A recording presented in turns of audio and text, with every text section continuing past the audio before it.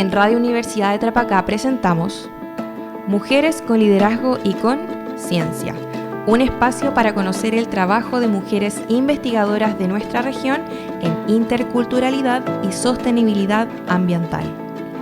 Este programa llega a ustedes gracias al financiamiento del Fondo de Fomento de Medios de Comunicación Social del Gobierno de Chile y del Consejo Regional. ¿Cómo están? Buenas tardes, bienvenidas, bienvenidos a esto que es Mujeres con Liderazgo y con Ciencia, como usted ya sabe, una invitación de la Radio Universidad de Tarapacá a conocer a las investigadoras de nuestra región, también a fomentar la equidad de género y a promover el debate sobre sensibilidades estructurales, inclusión y también medio ambiente. En esta oportunidad nos acompaña la doctora Andrea Chamorro Pérez del Departamento de Antropología de nuestra universidad. Doctora, lo primero, bienvenida y muchas gracias por aceptar nuestra invitación. Gracias a ti y a la radio de la universidad por la invitación. Así. A la nueva radio, como usted nos decía Sí. antes de comenzar la entrevista, que no había conocido esta parte de la universidad. No, totalmente nueva, incluso el ascensor. Así que todo bien. Doctora, vamos a irla conociendo, vamos a ir presentando también algunos de sus trabajos. Usted nos decía en algo de su documentación que, por ejemplo, algunos estudios aceptados sobre el criar y dejarse criar, precarización laboral y desafíos formativos, perspectivas en torno a la situación de las y los antropólogos en Chile, titulados entre 1990 y el 2020. También algunos estudios que están en investigación, como la vitalidad de las tarcas y tarqueadas en la región transfronteriza de Arica. Otro estudio cuyo nombre es Caminos y Peregrinajes Rituales, el caso de la celebración de las Cruces de Mayo en la precordillera de Arica. Y un tercer estudio que es el subtramo del Capacñam en la precordillera de Arica, un estudio sobre los espacios internodales. También nuestra invitada participa en el núcleo Milenio, pero para irla conociendo un poquito más, doctora, bueno, ¿cómo se produce lo primero su acercamiento a la carrera, a la antropología y ya hoy en día a su doctorado? Yo soy santiaguina y llegué a la ciudad de Arica precisamente con motivo de mi investigación doctoral.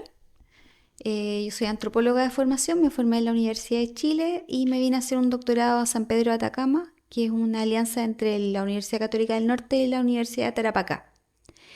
En ese marco llegué a Arica con la intención de investigar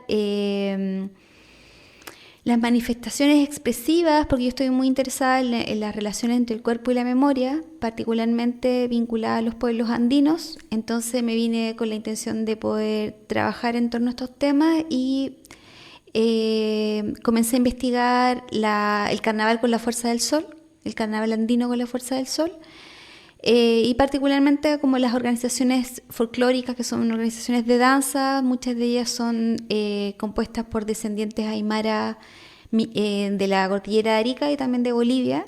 Hoy todos son descendientes chilenos, digamos, pero vienen de distintas partes de la cordillera.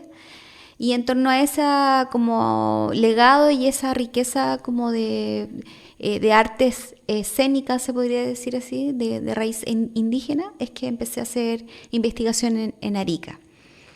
Eso fue como un poco la llegada. Luego...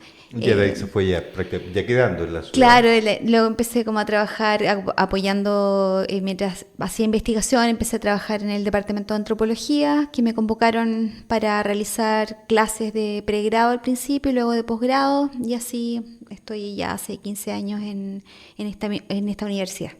Doctora, y cuando se acerca a este estudio, nos decías del carnaval con la fuerza del sol, ¿qué es lo que va apareciendo? ¿Qué es lo que le va llamando la atención? ¿Qué hallazgos se van generando en torno a este trabajo? Hace 15 años atrás era una fiesta aún muy pequeña. Hoy día es totalmente distinta como yo la observé la primera vez, que fue en el 2010. Hay una técnica muy común en la antropología y que es muy emblemática, que es la observación participante. Yo me vinculé como bailarina al principio, en el año 2010. Y en ese entonces el carnaval era mucho más pequeño. Igual es una fiesta fronteriza, esas son las cuestiones que más me interesan, es una fiesta que logra integrar no solamente a poblaciones de origen andino, de Chile, Perú y Bolivia, sino que también a convocar a una gran masa de población mestiza, se podría decir Claro. así, que es convocada, popular, que es convocada por el carnaval para bailar todos los años y también participar como espectadores, las microeconomías. Yo he estado investigando en el último tiempo también las circulaciones transfronterizas de bienes festivos, particularmente cómo los trajes y los instrumentos, también la participación de bandas musicales van como configurando una economía particular, que es una economía festiva y que es muy activa, sobre todo pensando en los ejes de circulación de ritualidades y fiestas en los Andes, desde el Carnaval de Oruro, la fiesta del Gran Poder de la Paz. También hay algunas fiestas en el Perú. En Chile también se ha empezado, la Carnaval con la Fuerza del Sol ha empezado a constituir un foco, un lugar de referencia, no solamente para la zona andina, sino que también para todo Chile. Entonces esas son cuestiones que yo he ido observando a lo largo del tiempo, pero que es una de las cuestiones que me parece más interesante de investigar el carnaval. Sobre todo que hoy en día el tema como de las crisis fronterizas es un tema como global. Para Chile ha golpeado particularmente fuerte, bueno, para todos los países de América Latina. Entonces me parece como bien interesante la idea de tener una experiencia concreta, un caso que permite dar cuenta de que es posible experimentar otras formas de relaciones fronterizas, otras formas de integración y que tiene que ver con esta cosa como de la danza, la música, la fiesta. ¿Qué ocurre a propósito del mismo carnaval? Porque claro, si bien es cierto, el carnaval es pues, 3 días, un fin de semana que se realiza o durante el mes de enero o durante el mes de febrero, según se vaya acomodando. Pero tenemos comparsas bailando durante todo el año en distintos sectores. Antiguamente eran canchas, después están los estacionamientos de la zona costera, están, no sé, Avenida Velázquez frente al gobierno regional, o sea, ya hoy día repartido por distintos lugares y no sé necesariamente cercanos al plazo del carnaval, o sea, a veces termina el carnaval y ya están ensayando inmediatamente. ¿Qué ocurre? ¿Cómo se logra explicar eso? Donde se baila mucho en Arica, particularmente esto, y que es muy también de que ocurre mucho en distintas instancias familiares o fiestas muchas veces, de mezclar aquellos bailes que son tradicionales con de repente mucha música del norte del país. No, es bien particular. En general los estudios como de fiestas y danzas también son bien específicos. Las investigaciones dan cuenta de que no en todo el mundo se baila, se podría decir, es decir, en todo el mundo se baila, pero no en todos los lugares se tiene la particularidad de que es como una sociedad que baila. Acá en el norte de Chile en general es masivo, es decir, uno puede ir, incluso Iquique, Copiapó, Antofagasta, donde las canchas, las plazas son ensayos de baile, los colegios, algunos liceos son sedes de danzas. Hay un calendario urbano de festividades que no solamente el Carnaval con la Fuerza del Sol. La Tirana es la más conocida a nivel central, Claro. digamos la zona central del país, la Tirana es una fiesta emblemática. Sin embargo, en el norte de Chile tenemos un calendario muy rico en términos de festividades religiosas también, que también tienen bailes. Entonces, sí hay una tradición importante. La sociedad andina en general, tradicional, es una sociedad que baila, que danza, es una sociedad que tiene arte musical o expresivo muy rico. Yo creo que esa tradición es la que ha ido impactando en cómo se produce, por ejemplo, la religiosidad. El carnaval no es particularmente religioso, pero sí obedece también a un Claro. calendario ritual tradicional de los pueblos andinos. Entonces sí me parece que ahí hay un aporte, como una influencia importante de los pueblos andinos más, digamos, de la meseta andina, los pueblos más tradicionales en las prácticas populares del norte de Chile. Y esto se transforma también, cree usted, por ejemplo, en un agente de integración distinto, porque muchas veces ocurre que, producto de las fronteras con Chile, perdón, con Perú, con Bolivia, han habido problemas a nivel nacional, de Cancillería, de país, Pero en Arica la situación es muy distinta y podría ser quizás el baile un agente precisamente de ir acercando a estos tres países, de ir acercando las relaciones que muchas veces llega a ser curioso. Lo que preocupa a un país en términos de relaciones no ocurre en Arica. En Arica es como una relación diaria, de dependencia en algunos sentidos, desde el tema turístico también. Sí, de hecho, por ejemplo, si pensamos en las circulaciones económicas, o sea, si uno pensara en lo puramente económico, Arica tiene una relación no solamente histórica, sino que también como económica con Tacna, por ejemplo, Claro, asimismo con Bolivia. Y particularmente durante las festividades tienen la particularidad en general, ¿eh? Esto es como bien, bueno, también se lee así desde lo teórico. Las festividades rituales o las ritualidades tienen la particularidad de constituir comunidad. Aunque sea una comunidad performativa, es decir, una comunidad que dura lo que dura el tiempo ritual. Es decir, por ejemplo, en el caso del carnaval con la fuerza del sol, andino con la fuerza del sol, son 3 días. 3 días digamos, de puesta de fiesta, de pasacalle, de claro. entrada folclórica. Uno podría pensar que es todo un año de preparación, por supuesto que sí. Hay toda como una preparación, una antesala antes de, digamos, presentarse en una entrada folclórica. Pero particularmente la festividad tiene esta como potencia de favorecer el encuentro, favorecer la comunidad. Entonces, si bien las disputas nacionales son bien comunes y uno puede observar que hay tensiones entre los distintos países en general, lo que ocurre durante la fiesta es que se produce un espacio como de comensalidad, es decir, compartir comidas, compartir fiesta, compartir música.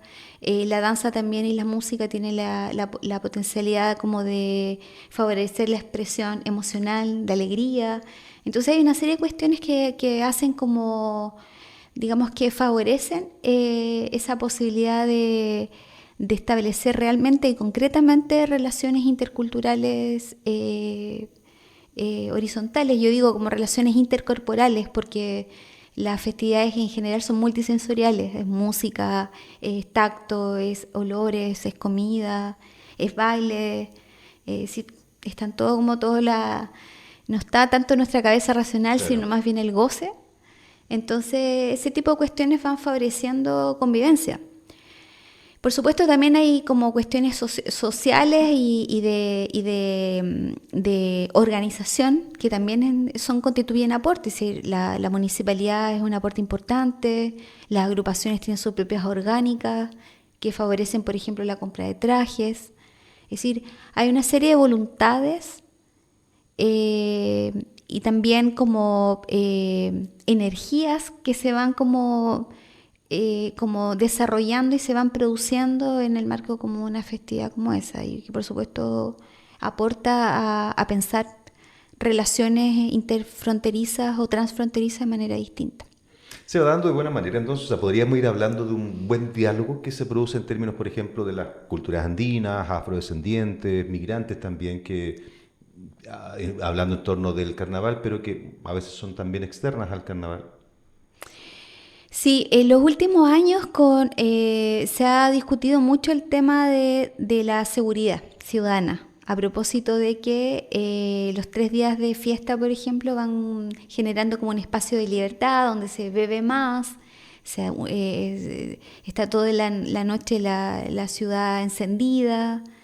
eh, y aún así, digamos, a pesar de como los temores de seguridad, la ciudad ha logrado como generar un espacio como de convivencia que ha mantenido como ese cuidado, digamos. Pero por supuesto que son voluntades humanas. Son voluntades totalmente humanas y eso es como también súper interesante y me parece como súper bonito que una ciudad tenga como una voluntad colectiva de cuidar un espacio como con estas características. Todos los años se negocia, todos los años se ven Claro. presupuestos, por supuesto que hay cuestiones como de ese tipo que están en el trasfondo. Pero hay voluntades políticas, o sea, voluntades sociales y culturales que a todo nivel van generando las condiciones para poder crear un espacio que es seguro. hasta el momento. Obviamente todo se transforma y todo va cambiando, pero ha tenido ese tenor el carnaval con la fuerza del sol hasta la fecha. Correcto. Doctora, en los estudios que usted ha desarrollado, por ejemplo, ¿qué particularidades culturales o sociales que ha observado en las comunidades del extremo norte le han ido llamando la atención? Bueno, yo he sido convocada por distintos equipos de investigación los últimos 4 o 5 años más o menos. He participado como co-investigadora de distintas investigaciones financiadas por Fondesit, de proyectos Fondesit regulares. Uno de ellos fue Uiguaña, que es el que tiene que ver con la crianza. Yeah. Que era una investigación que buscaba precisamente entender las relaciones transfronterizas entre Chile y Bolivia, de la mano del culto a los muertos, es decir, cómo se vive, se experimenta las conmemoraciones de los muertos. Particularmente en mi caso, bueno, yo me he especializado también en cine. Soy como antropóloga de formación, mi doctorado también es en antropología, pero me he ido especializando en cine documental y también cine experimental, que es una rama vinculada más bien a las artes visuales, se podría decir así, un cine más como...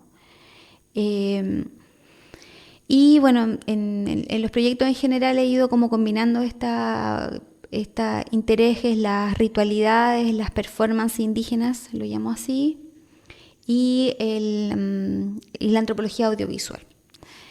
Entonces, he investigado, bueno, las conmemoraciones de muertos. En los últimos años estuve trabajando fuertemente trabajando en ritualidades rurales, las peregrinaciones de las cruces de mayo y también las festividades de Pachayampe, que son fiestas y danzas de siembra de las papas en la precordillera de la región. Entonces he tenido como la oportunidad y el privilegio de poder estar como cerca a la vida como cultural de las comunidades indígenas de la región de distintas maneras, en lo rural, el urbano. Y nada, pienso que es como, es una potencia, digamos, el legado de los pueblos andinos me parece que es como una potencia en términos de permitirnos pensar formas distintas de vivir, que son como totalmente necesarias en situaciones de crisis como las que estamos viviendo hoy en día, que tienen que ver con crisis políticas, económicas, climáticas, conflictos migratorios, guerra. Y siempre me ha parecido desde que llegué al norte grande de Chile, que yo llegué acá a investigar en el año 2008, primero en San Pedro de Atacama y luego acá.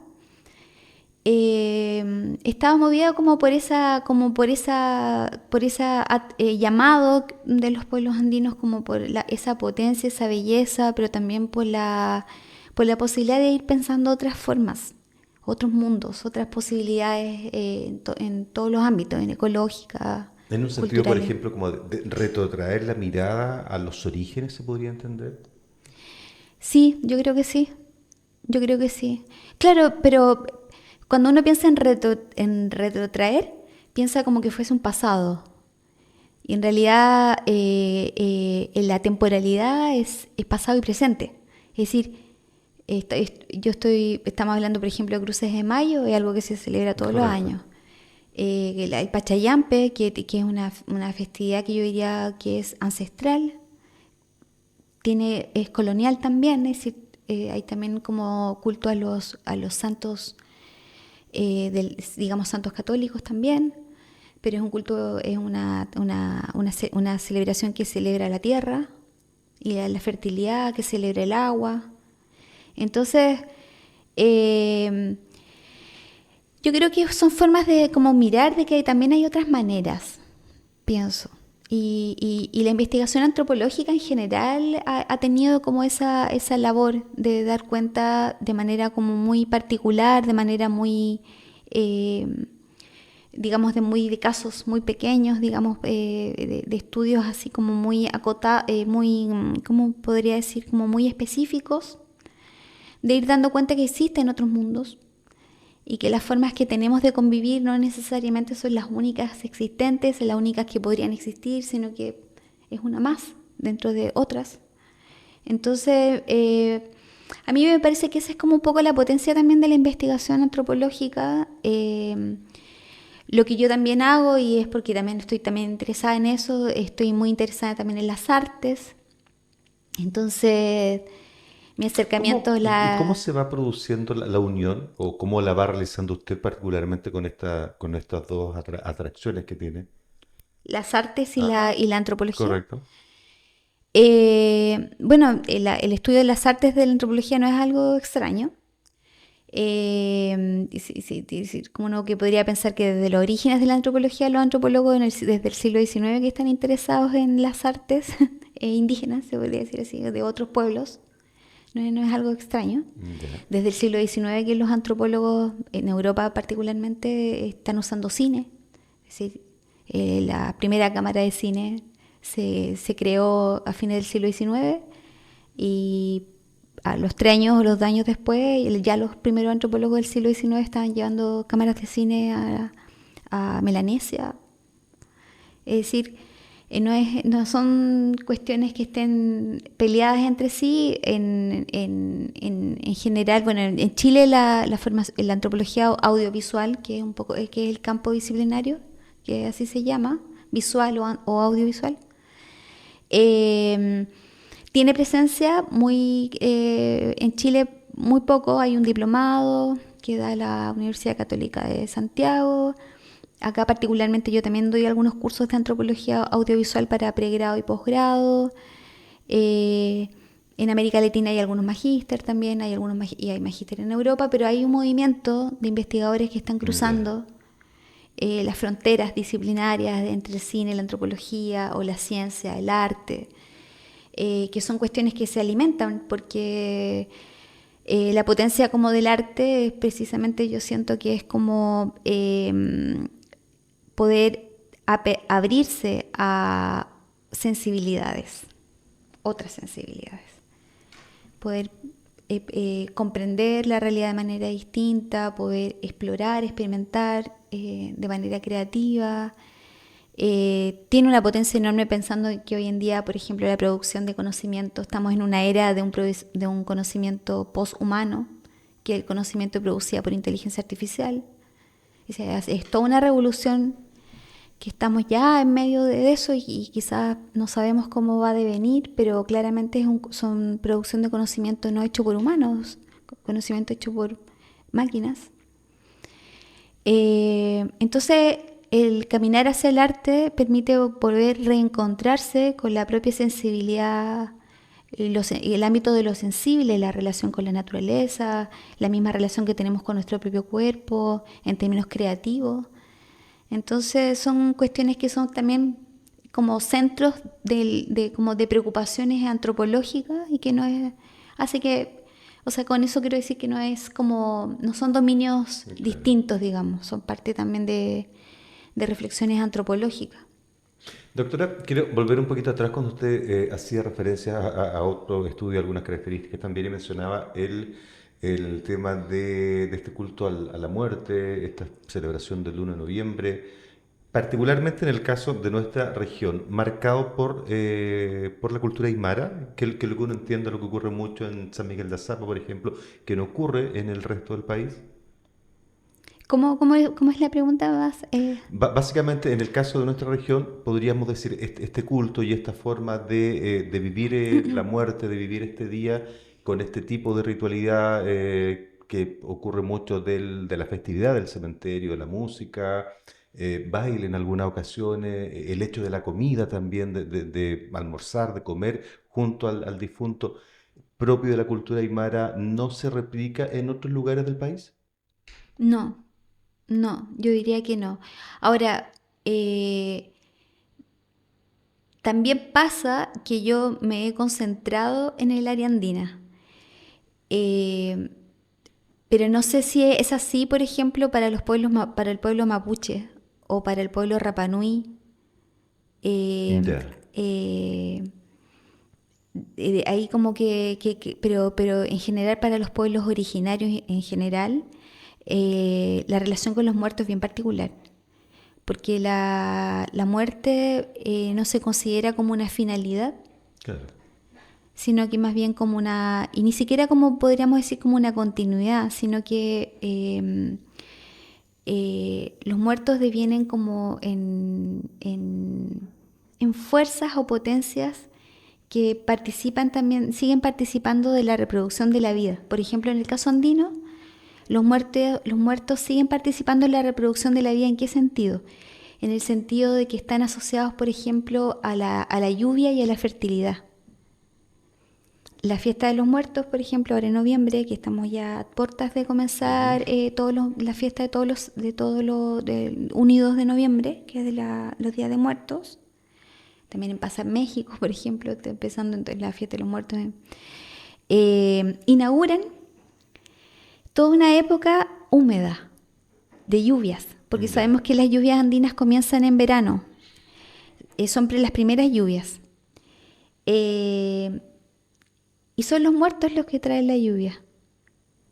Entonces, de alguna forma, este inicio que tiene que ver con noviembre, que termina cuando se entierran los carnavales, o sea, cuando terminan carnavales, es toda la época lluviosa. Claro. Entonces hay una asociación entre los muertos, la lluvia, la humedad y la fertilidad.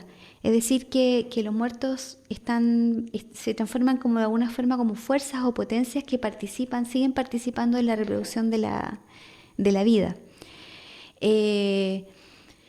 Y es algo que está como bien presente en los pueblos originarios en general, en contextos no, digamos, de pueblos originarios, sino que más bien en contextos en general nos relacionamos de otra manera con los muertos en otros ámbitos. Es decir, digamos, puede variar por motivos religiosos, puede variar si uno es más o menos sensible o qué tipo de relación uno establece con la memoria de un deudo, pero festejar, volviendo a la pregunta original, festejar de esta manera es muy particular, es muy de los Andes. ¿Cómo está hoy en día la relación doctora, cómo la ve usted, particularmente en nuestra región, de las comunidades y su territorio? La relación como... para esta región, para la región de Arica y Parinacota, las comunidades, bueno, en antropología se habla mucho de relaciones translocales, es decir, que las migraciones a las ciudades no han significado como un tránsito definitivo o una residencia definitiva, sino que son familias o colectivos que mantienen una relación constante con el campo, como con la cordillera. Entonces son translocales, viven en dos lados a la vez. Y las comunidades, las organizaciones, sobre todo estoy pensando en organizaciones aymaras, pero también hoy en día las organizaciones quechua, por ejemplo, también yo sé que las organizaciones afrodescendientes, afroariqueñas han ido generando un vínculo con Azapa, por ejemplo, como un territorio ancestral. Hay un cuidado del territorio. Yo creo que esa ha sido la razón de por qué en esta región no hay como una fuerte presencia, por ejemplo, de proyectos extractivos. Si los hay, por supuesto que han habido siempre proyectos como extractivos en la región, pero no así como Tarapacá, que decir de Antofagasta, o Copiapó, por ejemplo. Uno cuando viaja hacia el sur de Chile en auto, viaja prácticamente por faenas mineras todo el tiempo, es decir, es un desierto absolutamente intervenido por la gran minería. En el caso de Arica y Parinacota, las reservas naturales, que son los territorios, por ejemplo, de cordillera, se han mantenido sanos, es decir, en términos de biodiversidad. Y yo creo que eso ha sido una labor como de cuidado de las comunidades, de las organizaciones indígenas y también, por supuesto, ambientalistas. Es decir, ha habido como una preocupación por ese cuidado. También fruto como de harta pelea, harta como lucha, harta como movilización también, de lograr que la región... Y esto obviamente es como controversial, porque en Chile tenemos como hacemos la relación de minería igual trabajo, como que es y entonces es como minería igual trabajo, igual desarrollo, se podría decir así. Pero en el otro lado, digamos desde el otro lado de la moneda, que no es como todo blanco y negro, sino que hay, por supuesto que también hay matices, también ha significado decir como, hey, cuidado que la tierra en nuestro territorio, en nuestra casa, Arica y Parinacota denuden los parques más extraordinarios, que es el Parque Lauca, que es un parque que tiene una riqueza en biodiversidad enorme, enorme. Uno cruza al otro lado en Bolivia, ya el territorio, porque el territorio boliviano está mucho más depredado que la vertiente de acá, de Chile. Entonces hay cuestiones que son como esas cuestiones que me parecen interesantes también como de mencionar, y que también es una labor como de los pueblos andinos, lo cual hace problematizar la idea de, por ejemplo, de que de la cordillera esté despoblada. Es decir, es una preocupación permanente de las comunidades indígenas y de las organizaciones indígenas de cordillera el lograr que la cordillera se vuelva a poblar y que ese poblamiento sea un poblamiento sustentable o ¿Cómo respetuoso. ¿Cómo cree usted que se puede ir llegando a lograr ese repoblamiento? Yo soy, bueno, no yo, yo digo, pero no se formula de esta manera entre las comunidades, que hay una utopía andina. Y esa utopía es volver a la tierra. Volver a la tierra. Y volver a la tierra significa volver a cultivar la tierra. Entonces las comunidades por lo general mantienen el cuidado de, digamos que las tierras parecen que están vacías, baldías, son de familias, están al cuidado de la familia. El agua, por ejemplo, los derechos de agua, por ejemplo, son absolutamente cuidados por las comunidades. Y siempre hay como un deseo utópico de que en algún minuto se retorne a la tierra. Pero hay cuestiones también prácticas, por ejemplo. Es decir, toda la lucha, por ejemplo, de que las comunidades tengan acceso expedito por carreteras, que las carreteras se mantengan en buen estado, que haya como un sistema de comunicación que sea expedito, que el sistema médico tenga una buena dotación en los pueblos. Es decir, que existan las condiciones de habitabilidad urbana, digamos, de calidad de vida, también en espacios rurales, de manera de favorecer también ese retorno. Eso como no es utópico, digamos, pero son como cuestiones como prácticas que se discuten, por ejemplo, en organizaciones como las áreas de desarrollo indígena, por ejemplo. Las áreas de desarrollo indígenas, por lo general, están permanentemente discutiendo este tipo de temas con distintas reparticiones públicas, es decir, la posibilidad de poder generar condiciones de habitabilidad y de bienestar en zonas rurales, de manera de favorecer el repoblamiento. Las comunidades, por ejemplo, de General Lago, con la ganadería, han hecho luchas por años de poder tener apoyo institucional y de gobierno a fin de poder hacer sostenible la ganadería de camélidos. Pero, ¿cree usted, por ejemplo, que hay una voluntad para no llevarlo quizás al tema de gobierno, una voluntad de Estado en ir logrando quizás estos repoblamientos? Porque muchas veces son las familias, los más jóvenes, en busca de estudios que no están las condiciones en estas comunidades. A eso voy. ¿Cómo se puede ir logrando este repoblamiento y está la voluntad del Estado detrás de quizás más allá de lo que ocurre muchas veces de estas instancias de trabajo, de muchas mesas, que somos una región de muchas mesas también, mesas de trabajo frente a distintas situaciones, pero finalmente hacer una bajada con acciones concretas para ir logrando esto, ¿se produce eso o aún no se llega? Yo creo que sí se produce, pero falta. Ya, O sea, sí se produce. Por ejemplo, estaba pensando en las escuelas rurales, los liceos, por ejemplo.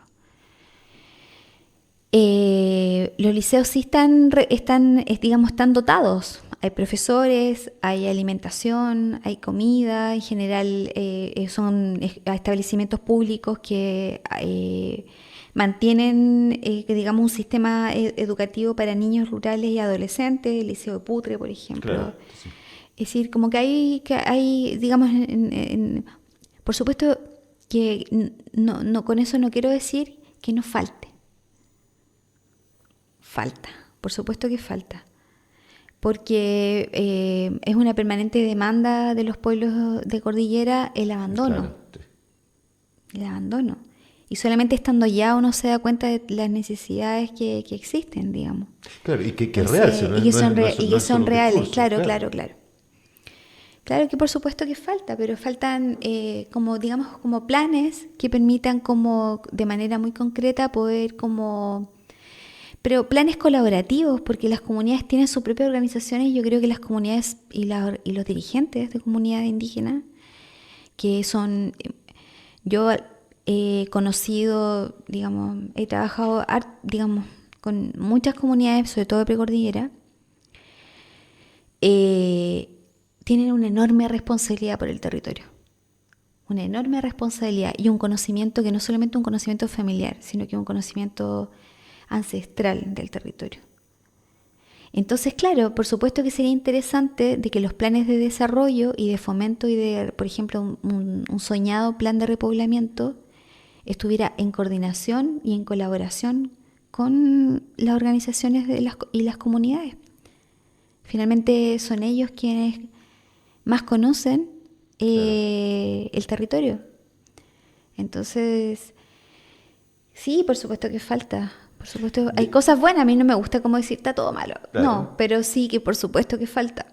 Y hay un rol que juega, o debería ir jugando quizás, por ejemplo, la antropología con toda esta investigación, este trabajo, en ir contribuyendo quizás al desarrollo de estas políticas públicas.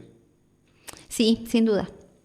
Sin duda. De hecho, la antropología acá en el norte de Chile, particularmente en lo que correspondió a la labor del Museo de Azapa, por ejemplo, en la década de los 80, o sea, en la antropología acá se enseña o se investiga o participa como grupos de investigadores desde la década del 70, desde el 74, si no me equivoco, o antes, pero del 74, desde la década del 70, que se está haciendo antropología.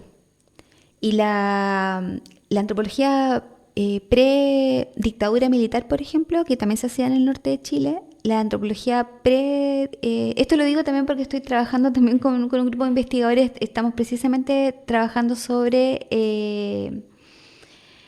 los derroteros de la antropología chilena en post-dictadura, o sea, desde los años 90 en adelante. Y hemos estado, trabajando con departamentos de antropología de todo Chile, desde Arica, el más norte, el más sureño es Osorno, digamos como departamento de antropología, donde más se enseña la carrera de pregrado también. Y todas las carreras, todos los departamentos y las carreras de antropología tienen una preocupación territorial. Es bien transversal, es muy transversal eso. Es decir, como lograr que la investigación tribute al reconocimiento de la diversidad, la diferencia, las relaciones como ecológicas, el compromiso con los territorios, la protección de los patrimonios culturales. Es decir, como que la antropología ha estado como en esos dominios de manera como súper activa. Y a mí me parece que sin duda es importante como la labor de la investigación, pero también como la perspectiva. Hay algo que se puede ir conociendo, usted nos decía, es un estudio, está trabajando en ello, en estos derroteros de post-dictadura. ¿Hay algo que se puede ir conociendo de lo que ya están comenzando a trabajar? Bueno, hemos estado trabajando sobre, primero, lo primero que hicimos fue hacer como una especie de balance respecto de la producción como académica, es decir, como los propios antropólogos hemos ido pensando en la antropología en Chile. Sí, hicimos una primera contribución a eso. Existen distintas etapas. El año 90, o sea, hay una época de consolidación de la antropología en Chile, que es como la década del 50. Ya. En esa época se empiezan a consolidar los distintos departamentos. La primera escuela de antropología fue en Concepción, luego la Universidad de Chile, Temuco también, la Universidad Católica de Temuco. Fueron como las primeras escuelas en los 50. Se podría decir que es como el momento como de comienzo de una consolidación. Pero con la dictadura lo que ocurre es que la dictadura desmantela todas las escuelas de antropología, pero también de ciencias sociales en general. Entonces, cuando se empieza a recomponer el panorama como de las ciencias sociales en general y de la antropología en particular, es a partir más o menos de los fines de los 80 y los 90, y existe una suerte de boom de oferta de carreras de antropología en los 2000. Hoy en día existen 13 carreras de antropología y departamentos tiene distintas orgánicas. Algunos son departamentos, otros son solo carreras, pertenece a un departamento de ciencias sociales. Acá hay una facultad de ciencias sociales y un departamento de antropología. En general hay como diversidad en términos de la orgánica como académica, se podría decir así. Pero hay 13. Se está formando y todos tienen antropología y arqueología también. Y también con particularidades. Y esas particularidades, al parecer, tienen que ver con estilos de hacer antropología que obedece como también a la relación con los territorios. Ya. Acá en el norte grande de Chile, la carrera de antropología es la única en todo el norte grande. No existe otra. No, incluso en La Serena tampoco hay. En Valparaíso tampoco. Nos saltamos desde Arica hasta Santiago. En toda la macrozona norte, incluido el norte chico, no existe carreras de antropología. Solo es esta. Tiene una particularidad acá muy grande y que tiene que ver con la impronta de 3 aspectos, así como el peso que tienen 3 dimensiones.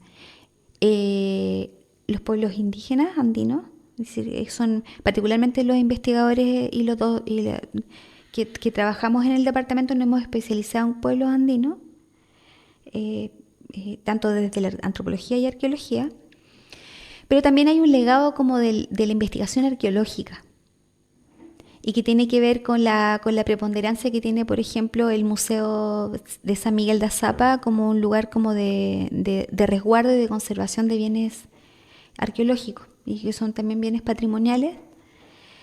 Hay como un componente muy fuerte de eso y eso también va como incidiendo también en cómo pensamos la antropología. Por ejemplo, yo particularmente en los últimos años he trabajado con arqueólogos.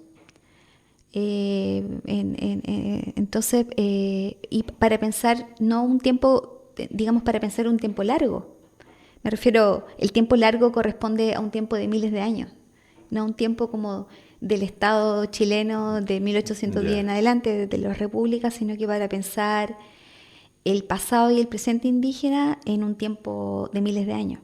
Producto, como usted decía, de esta particularidad en este caso puntual del territorio. Claro, entonces, porque los pueblos indígenas andinos trascienden la delimitación de las fronteras nacionales. Entonces, lo trascienden temporalmente.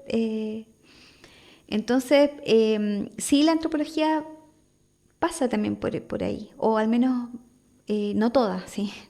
No toda. Y lo otro tiene que ver con el desierto y la frontera, que son aspectos que sí van incidiendo en cómo hacemos antropología.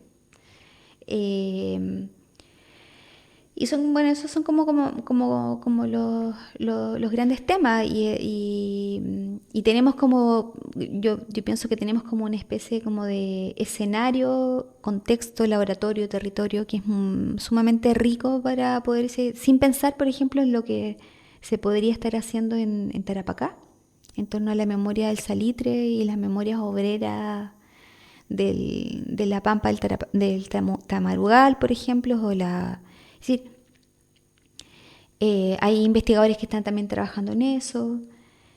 Es decir, hay una riqueza que va como atravesando, digamos que es una riqueza ecológica, son condiciones ecológicas de desierto costero, desierto de altura, fronteras, que van como incidiendo en cómo los investigadores nos vamos vinculando con ese espacio para hacer estudios, para hacer investigación. ¿Hay alguna experiencia de campo, doctora, que le haya marcado, que se le venga a la cabeza, por ejemplo, en los distintos trabajos, investigaciones que ha realizado, que la recuerde particularmente? Bueno, el último trabajo que es el que compartí, que es sobre las tarcas, sobre la performance sonora de las Ajá. tarqueadas, sí ha sido algo que me ha marcado. O sea, en el sentido de como, se podría decir que como hallazgo, pero también como revelación, más bien que hallazgo, como para mí como que me reveló algo. Y que tiene que ver con la estética del sonido. Bueno, yo además, bueno, yo participo como investigadora principal del núcleo milenio CEMUS, se llama Culturas Musicales y Sonoras. Y a propósito de esa participación en ese grupo, en ese núcleo, que es un núcleo que congrega a musicólogos y etnomusicólogos de todo Chile, fundamentalmente la mayoría son de la zona central y del sur de Chile, es que he ido como repensando mi qué hacer en función de prestar oído, en vez de prestar... bueno, interesante que estemos en la radio. Sí, estaba pensando precisamente en lo mismo. Sí, sí, prestar oído a la realidad o al mundo. Y en ese sentido, por ejemplo, yo con las tarqueadas había trabajado muchos años con tarqueadas, había bailado en tarqueadas, mi primera agrupación de danza en la cual bailé fue la tarqueada del pueblo de Caquena.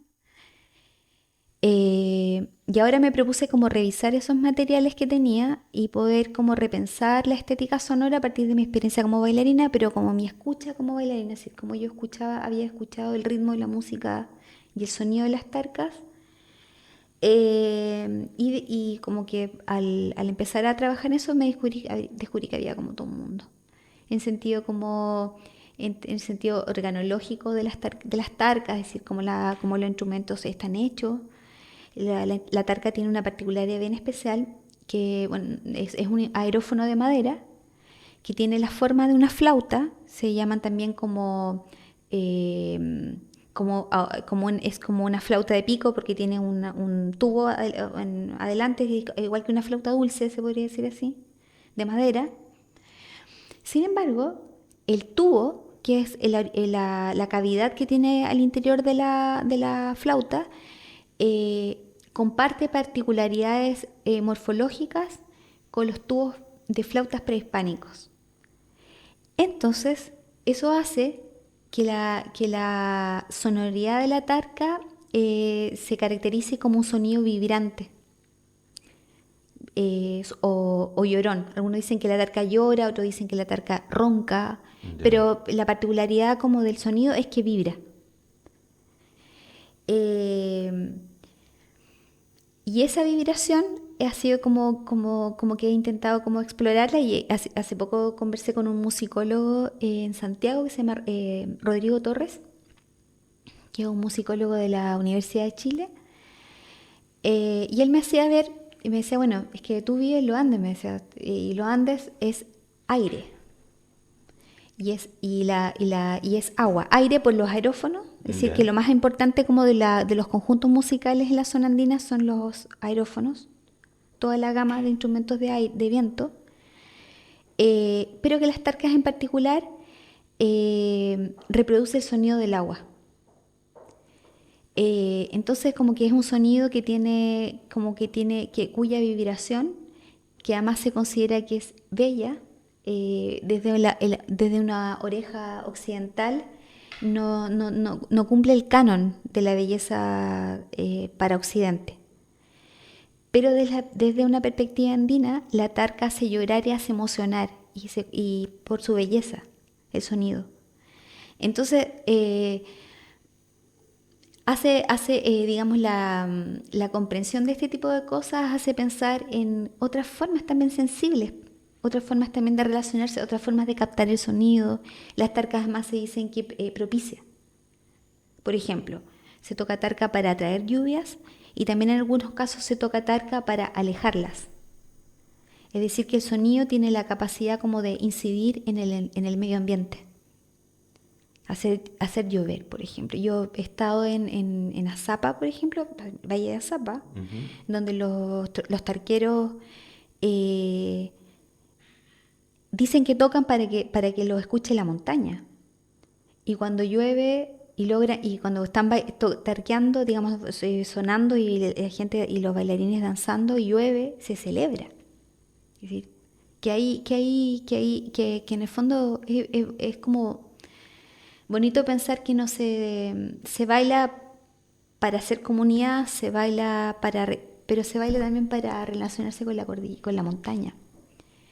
Entonces, y son propiedades que se considera que son propiedades sonoras.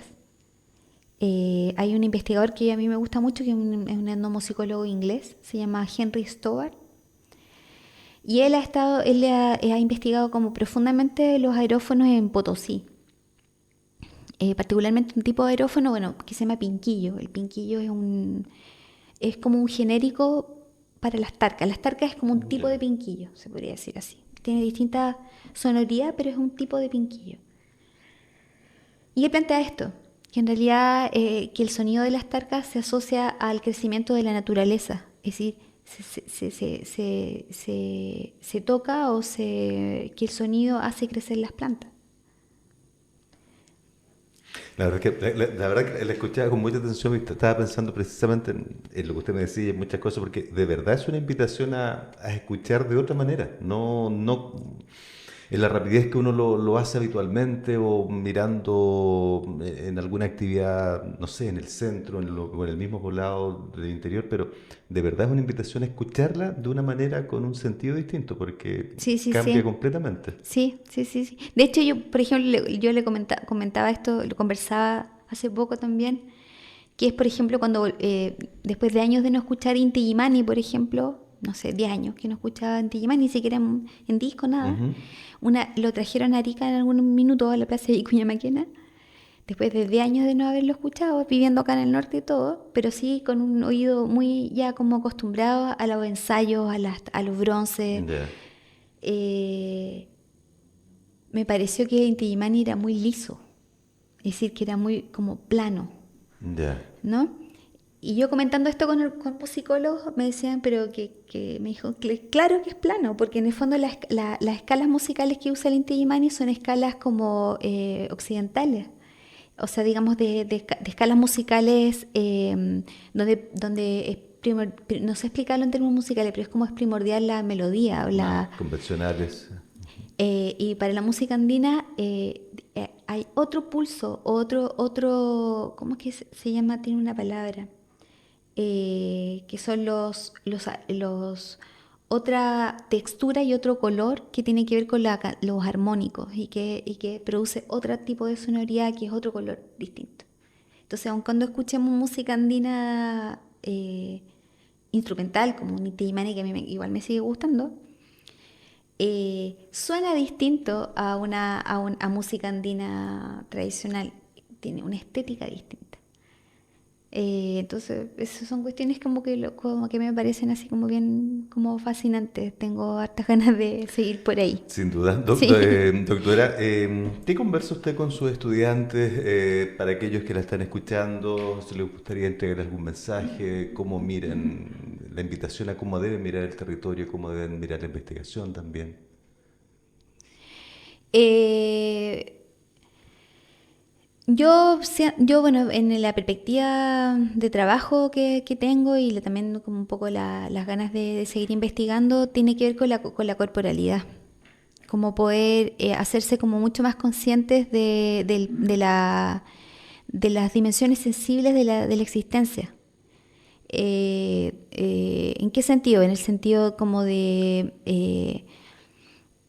poder valorar formas de comunicación que no necesariamente son verbales, poder como percibir formas de comunicar que no tengan que ver necesariamente con una racionalidad como científica. Es decir, eso cuesta mucho porque como la antropología es una carrera científica y digamos la rigurosidad es siempre como de educar la racionalidad. Despertar la dimensión sensible de la existencia te lleva a otras formas. Por ejemplo, la escucha profunda, que es un tipo de escucha que viene como por ejemplo de la meditación, que se está practicando también como metodologías. La semana pasada estuve participando también con una antropóloga francesa con la cual estoy colaborando, que ella viene trabajando sobre las memorias esclavas desde la perspectiva corporal. Entonces me fascinó el tipo de enfoque, que es algo que yo había estado intentando desarrollar, pero sin tener muchas como índices, así como formas de poder profundizar en eso, y ahora, digamos, lo pude hacer a través de esta metodología, que es como despertar la escucha corporal. Y eso significa poder reconocer digamos como la subjetividad del investigador desde una perspectiva también sensible, en conexión con la memoria. Yo en general trato como de despertar este tipo de inquietudes. Yo doy un curso anual que se llama Etnografía de América, y para mí es un privilegio, ese curso me encanta. A mí al menos, no sé si a los estudiantes les gustará, pero al menos yo me entretengo mucho, y que es un curso que revisamos como las tradiciones artísticas, rituales de los pueblos indígenas de toda América, del norte y del sur. Entonces partimos desde Alaska, con pueblos inuit, hasta el extremo, bueno, yo no llego hasta el extremo sur porque eso ya es otro curso, pero al menos Amazonía lo revisamos. Ahora estamos viendo Amazonía, y una de las cosas que me interesa como digamos en la formación es abrirse a la existencia de otros mundos, en términos filosóficos, en términos estéticos, en términos tecnológicos. Eso es como que abrirse a la apreciación, a la escucha, al reconocimiento de otras formas de vida, otros mundos, que no quiere decir que sean otros mundos como lejanos a uno, sino que como esos otros mundos tienen algo que decirnos, y que digamos que abrir como la escucha a lo que tienen que decirnos. Perfecto.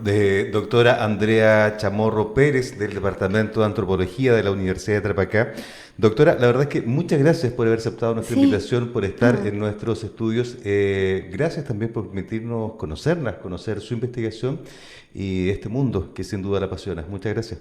También muchas gracias por la invitación y por la posibilidad, por supuesto, de conversar de temas que a veces uno piensa que solamente le interesan a uno de manera muy solitaria.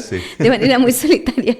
Eso, pero muchas gracias. Muchas gracias a usted. Y nosotros, por supuesto, nos encontramos en otro capítulo, como usted ya sabe, de Mujeres con Liderazgo y Conciencia en Radio Universidad de Tarapacá. En Radio Universidad de Tarapacá hemos presentado Mujeres con Liderazgo y con Ciencia, un espacio para conocer el trabajo de mujeres investigadoras de nuestra región en interculturalidad y sostenibilidad ambiental.